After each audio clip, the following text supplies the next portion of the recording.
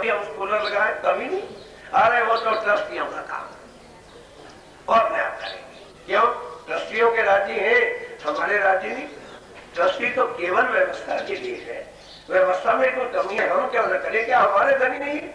आप सुनिए, गर्मी का मौसम होता था, उस समय तो कोई बिजली थी नहीं, और सुंदर साहब क्या करते हैं, जंगल में चले जाते हैं 15 के, वहां से चुन चुन के सीधे बांस लाते, बांस ला के उनको साफ करते, साफ करके खस की चट्टी अपने हाथ से बनाते और बना करके उसके ऊपर लाल शेरवा बांधते।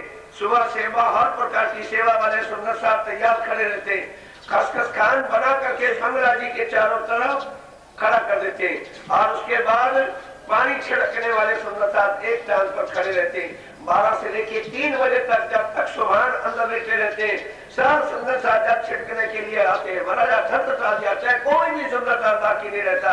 और उधर उस पलंग पर जहाँ धनी फोड़े हुए 4 सुंदर साहब तो बिल्कुल बराबर खड़े रहते, वहां डोलने के लिए बिजना हाथ में और दुरा ही रहे, बारी बारी से सब सुंदर साहब आकर के जो है सेवा करते। इस प्रकार से गर्मी के ऋतु में इतनी और सुगंधी तुम के तुम भर के जो है बाबूजी लाते, और ये नहीं कि इतनी शीशी पुजारी जी को लाके दे दी, ले उसी पुजारी जी लो, और पुजारी लोग भी क्या करते, बलुई की इतनी सी चिचकी बना ली बस,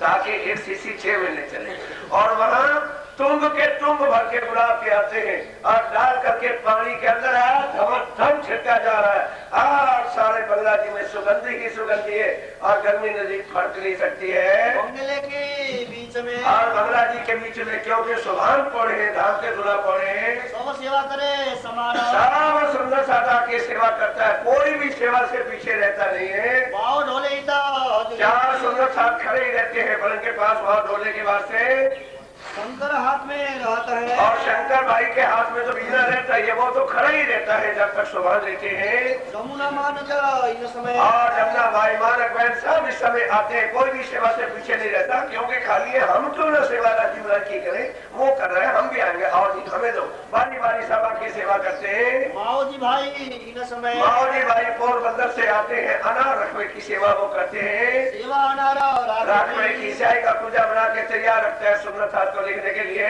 आस भाई इन समय, और इस प्रकार से जब व्यवस्था चल रही है, स्वामी जी बहुत प्रसन्न होते हैं कि लालदास तू हर समय हमारे पास भी खड़ा रहता है, और सेवा भी सब प्रकार से बराबर चलती है। बस लालदास जी सुबह उठ करके सब कारखानों में देख लेते, कारखाने का मतलब हर विभाग वाले से मिल लेते, हमें कोई तकलीफ कष्ट तो नहीं, तुम्हें सामान बराबर चाह रहा है, हाँ जी सब दे रहा। आ करके फिर स्वामी जी के चरणों में, आस भाई का अर्थ क्या है, लालदास जी महाराजा के चरणों में प्रणाम करते हैं, स्वागत है चरण, चरणों में आके प्रणाम किया, श्री राज हेत कर बुलावत, हेत करके जब स्वामी जी देखते हैं कि सेवा करने वाले तन मन धन से अर्पण खड़े हुए हैं, तब उनको बंदगी की जरूरत नहीं, क्योंकि सबसे कठिन बंदगी क्या है, सेवा। क्यों, हमने तो रात खाया, खाटला थी पटला और पटला थी खाटला, सेवा करने वालों को देखो रात रात भर जाग रहे। हमारे आज 3000 4000 सुंदर साहब की व्यवस्था के लिए वो लोग परसों से एक टांग पर खड़े, क्या उनको नींद नहीं चाहिए, क्या उनको थक नहीं आती है। अब इनकी बंदगी के समान जो है, सेवा की बंदगी के समान कोई बंदगी हो नहीं सकती। अंतिम चबई की चर्चा ध्यान से सुन लो।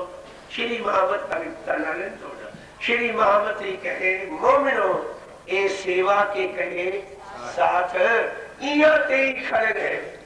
क्या मतलब, जिस जिस सेवा में कोई खड़ा था उसी सेवा को करते करते करते करते उन्होंने प्राण छोड़ा, पर सेवा नहीं छोड़ी। और अपन क्या होता है, चल मेरे अपने घर में वैसे नहीं होती है सेवा। अरे ओ नसीब फूटे मेरे सुंदर, राज्य की सेवा से भी मुख होके सिर्फ नरक मिलेगा और कोई जगह नहीं मिलेगी।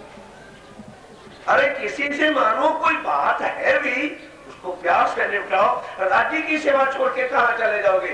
तो वो सुंदर साथ इयाते ही खड़े रहे।